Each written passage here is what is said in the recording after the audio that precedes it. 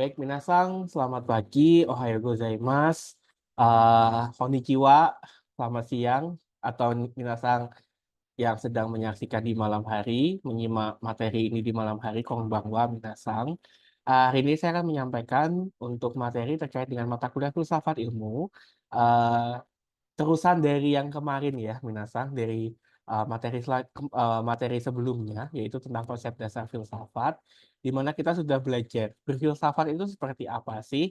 Lalu pada pertemuan hari ini kita akan lebih mendalami lagi, apa peranan filsafat dalam permasalahan yang ada di sekitar kita, lalu peranan apa, yang dilakukan filsafat dalam mengembangkan, ilmu-ilmu lain di luar dari filsafat, sehingga filsafat dapat dikatakan sebagai induk ilmu dari ilmu pengetahuan.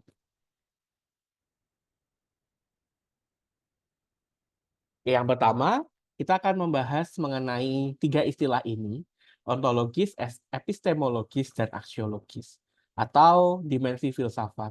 Mungkin bagi minasang di sini merasa bingung gitu ya, apa itu ontologis, epistemologis, dan aksiologis. Kalau minasang mau membahas lebih dalam tentang 3 hal ini, memang sangat dalam ya, sangat sulit gitu dengan bahasa filsafat yang, eee, apa ya, yang ilmiah seperti itu ya. Cuman di sini saya ingin menyampaikan ke minasang bahwa filsafat itu sebenarnya sederhana. Maksudnya kadang-kadang kita takut ya untuk belajar filsafat karena bahasanya terlalu rumit atau istilah-istilahnya terlalu sulit gitu ya. Tetapi kalau seperti itu ya cara cara kita belajar atau, materi-materinya sulit gitu ya, kita nggak akan kenal gitu dengan namanya filsafat. Maka dari itu, di sini saya ingin mencoba untuk, memberikan pengajaran ke minasang terkait dengan dimensi apa namanya, dimensi, filsafat ini dengan, eee, mungkin lebih mudah ya untuk dipahami, lebih aplikatif, intinya seperti itu. Yang pertama adalah ontologis. Ya, ontologis itu apa sih gitu ya. Jadi ontologis itu adalah menggambarkan cara-cara kerja yang esensial atau pemahaman mengenai hakikat atau konsep dasar gitu. Jadi ontologis itu adalah inti ya atau dasar dari sesuatu hal ya. Nah, objek material dari ontologis itu, wujudnya jelas konkret, ya. Atau dalam gampangannya ontologis itu adalah kita melihat inti secara esensial. Jadi kalau minasang punya permasalahan, ya ontologisnya itu adalah akarnya itu apa, akar masalahnya itu apa. Itulah yang disebut dengan ontologis. Yang kedua adalah epistemologis. Nah, kalau ontologis tadi adalah akar masalah, epistemologis ini adalah, dampak yang atau sesuatu yang menyeluruh gitu ya. Jadi dari permasalahan itu kira-kira dampak-dampak apa yang kita dapat rasakan gitu. Sehingga epistemologis ini akan, eee, mewujudkan dari dampak-dampak yang kita sudah buat tersebut, kita harus mencari solusinya. Dan untuk mendapatkan solusi suatu permasalahan, kita tidak bisa hanya melihat dari satu sisi saja atau satu perspektif saja, tetapi juga dari, beragam perspektif. Itulah yang disebut dengan epistemologis. Yang ketiga adalah aksiologis. Nah, aksiologis ini adalah filsafat itu mempunyai, ciri khas yaitu etika, adanya moral, etika, dan agama, gitu. Jadi aksiologis itu adalah hakikat tentang nilai. Nah, hakikat tentang nilai ini berarti apa minasang? Setelah kita melihat suatu permasalahan, kita mengetahui hal esensial dari akar permasalahan tersebut, kemudian kita akan melihat, permasalahan ini secara menyeluruh dan kita akan bisa melihat dampak-dampak apa dari, permasalahan tersebut. Nah, fungsi aksiologis di sini di sebelah mana? Setelah kita melihat, dampak-dampaknya, kita menentukan ya tadi ya, menentukan solusi atau kita memberikan tawaran solusi terhadap suatu permasalahan. Nah, untuk dapat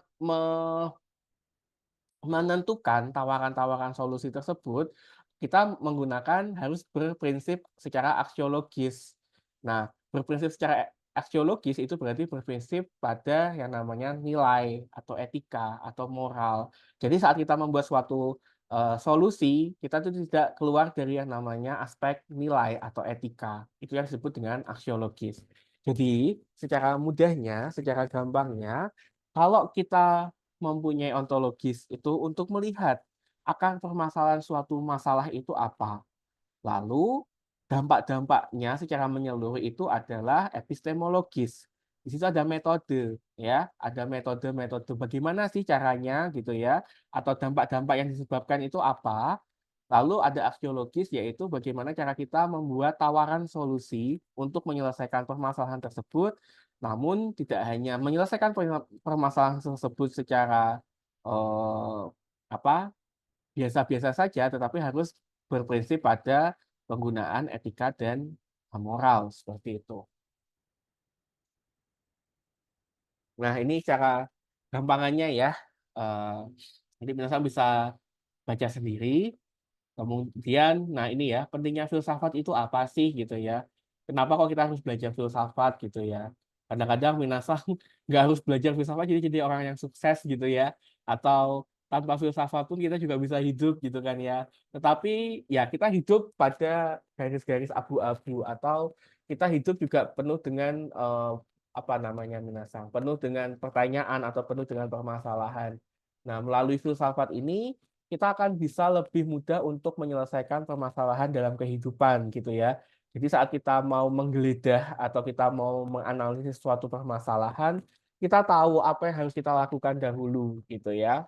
Terus dengan adanya filsafat ini, kita juga mempunyai cara berpikir yang lebih visioner, yang lebih maju. Jadi kita tidak hanya stuck pada itu-itu saja, tetapi dengan belajar filsafat kita tahu bahwa yang namanya ilmu itu berkembang, yang namanya masyarakat, teknologi itu berkembang. Sehingga dengan belajar filsafat kita akan lebih bisa memahami suatu ilmu itu seperti apa gitu ya. Jadi saat minasang mungkin belajar sastra, ya pada zaman dulu ya nggak ada yang namanya sastra-sastra digital gitu ya. Yang namanya novel ya hanya dalam bentuk buku. Tetapi yang namanya ilmu pengetahuan atau ilmu bidang ilmu itu kan pasti berkembang ya minasang ya. Ada kaitannya dengan teknologi gitu. Jadi kita bisa tahu oh ternyata novel pun juga bisa kita lihat apa namanya bentuk perubahannya gitu ya di masa kini pun novel tidak dalam bentuk cetak tetapi juga sudah dalam bentuk digital. Ya intinya seperti itu. Kemudian ini ya. Jadi ontologi itu membantu ilmuwan agar dia jejak ya. Jejak itu dalam bahasa Indo Jawanya atau ada pijakannya ya, standing point. Jadi dia ada kuda-kudanya lah. Itu yang namanya ontologis. Lalu mengembangkannya dengan epistemologis. Dan yang ketiga mempertimbangkan kaidah moral, etika dan agamanya melalui aksiologis. Nah, ini apa minasang gitu ya. Tadi kan saya sebutkan namanya ilmu pengetahuan itu atau namanya masyarakat itu kan pasti berubah. Fenomena-fenomena sosial itu kan pasti berkembang ya. Nah, ini kita lihat ini mungkin sudah 2 tahun yang lalu ya. Jadi ada Citayam Fashion Week. Nah, dari Citayam Fashion Week ini sebenarnya kalau kita mau melihat dari sudut pandang filsafat, dimensi filsafat, kita melihat akar permasalahan dari Citayam Fashion Week ini apa. Lalu dampak-dampak yang diberikan dari adanya Citayam Fashion Week ini apa saja. Dan dari aksiologis kita bisa mengetahui solusi-solusi yang ditawarkan itu apa gitu, yang juga harus beretika. Tidak tiba-tiba solusinya misalkan genocide ya, pembunuhan massal atau pelenyapan massa atau pengeboman gitu ya. Ya sudah selesai masalah selesai kelar sudah kayak gitu ya. Tapi itu kan tidak ada etikanya gitu ya. Jadi harus solusi-solusi yang ditawarkan dari filsafat itu harus beretika, bukan cuma sekedar solusi yang apa namanya yang membahayakan, yang tidak humanis seperti itu. Nah, kemudian ini ya contoh ya, misalkan dimensi filsafat dalam permasalahan seks bebas remaja. Seks bebas remaja ini kan banyak ya minasang. Nah, kira-kira akar permasalahannya itu apa sih? Misalnya kurangnya edukasi seks, pergaulan, pemantauan orang tua, bahaya seks bebas, tuntutan ekonomi, ya adanya media sosial yang melihat kita, oh ternyata dengan adanya media sosial ini kita akan lebih mudah untuk apa namanya melihat ya, mencontoh wah ternyata seks bebas juga nggak bahaya-bahaya banget kok, misalnya seperti itu. Atau pergaulan ya, ternyata seks bebas itu juga dimulai dari pergaulan yang tidak sehat misalkan, atau kurangnya pemantauan orang tua, atau kurangnya kasih sayang orang tua yang membuat seorang remaja itu bisa melakukan yang namanya seks bebas, kayak gitu. Nah, dari akar-akar permasalahan ini ternyata seks bebas juga mempunyai dampak. Yang pertama, misalkan hamil di luar nikah, pencorengan nama baik, tekanan batin, stres, mental health, seperti itu. Lalu apa solusinya? Ya, misalkan di sini edukasi ya. Jadi kadangkala kita itu sebagai orang tua misalkan atau sebagai orang yang lebih tua, kita tidak membiasakan anak-anak kita ajari tentang seks gitu ya. Jadi anggapan orang Indonesia, lebih tepatnya orang timur ya, menganggap bahwa edukasi tentang seks itu adalah edukasi yang tabu, edukasi yang aneh atau edukasi yang tidak harus disampaikan kepada anak-anak. Nah, semakin tabu itu ya anak-anak tuh semakin apa ya minasang semakin kepikiran, semakin bertanya-tanya, apalagi umur-umur remaja 15 tahun, 16 tahun itu kan jiwa keponya kan sangat tinggi sekali. Misalkan saat adanya pemisahan kelas antara laki-laki dan perempuan tentang bahayanya atau tentang misalkan organ reproduksi gitu ya pada kelas 5 SD gitu ya ada mata pelajaran biologi atau IPA. Terus di sini dijelaskan ya, ada kesehatan reproduksi, perempuan punya kesehatan yang seperti ini, laki-laki yang seperti ini, kemudian mereka dipisah, misalkan seperti itu. Itu akan membuat misalkan kepo, tidak ada transparansi atau tidak ada kebebasan untuk mereka mengetahui. Misalkan seperti itu contohnya ya. Terus yang kedua, memilih-milih teman. Ya, jadi saat kita bergaul, kita juga tidak bisa sono mama gitu ya, tapi kita juga harus bisa memilih-milih teman. Dan yang ketiga adalah solusinya ekonomi sebelum pernikahan.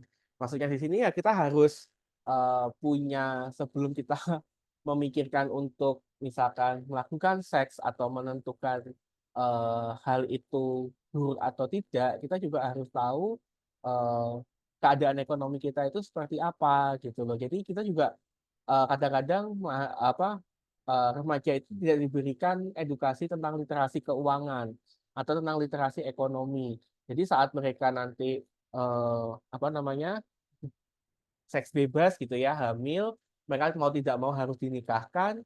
Nah, mereka tidak acceptable gitu ya. Mereka tidak punya eh, ekonomi mereka tidak yang mampu gitu ya.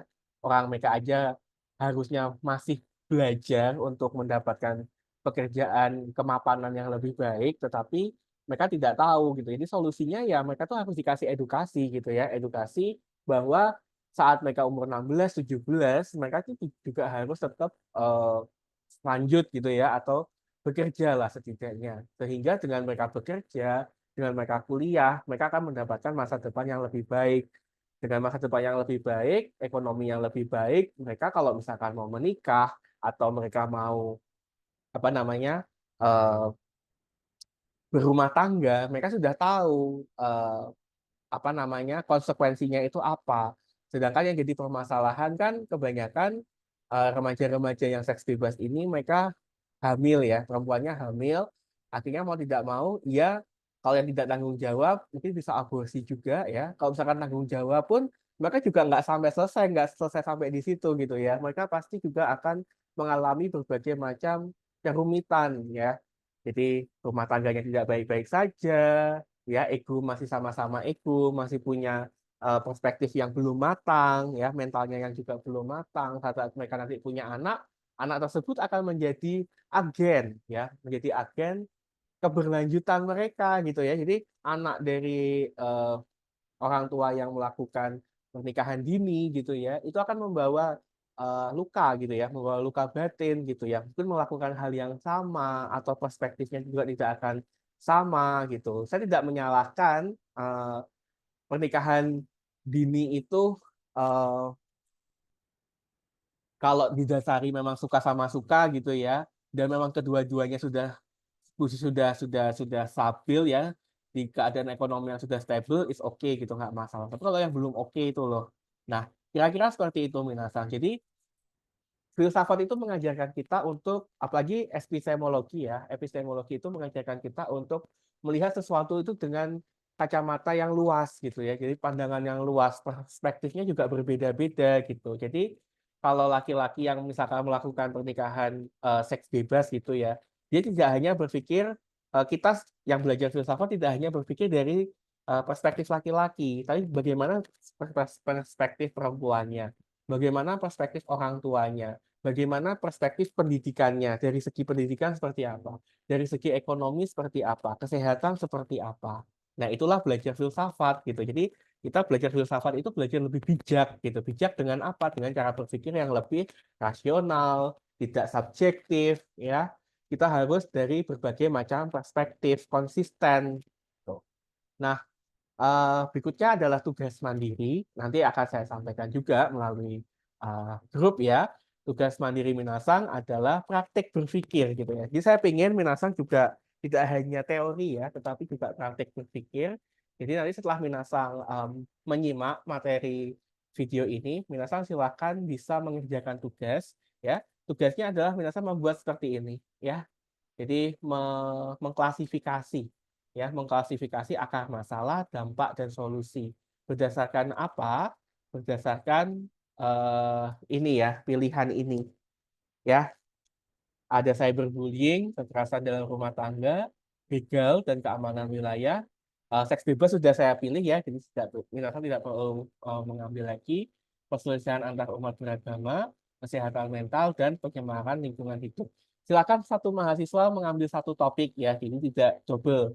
Lalu Minasang coba berpraktek gitu ya. Saya nggak pengen Minasang itu nanti apa namanya tugasnya terus apa ya kopas panjang gitu ya, panjang-panjang lengkap tapi kopas Minasang nggak berpikir. Tapi coba deh Minasang, saya rasa ini pekerjaan ini 1 sampai 2 jam ya cukup ya. Jadi Minasang bisa sisihkan waktu atau 1 jam deh ya. Coba Minasang renungkan gitu ya.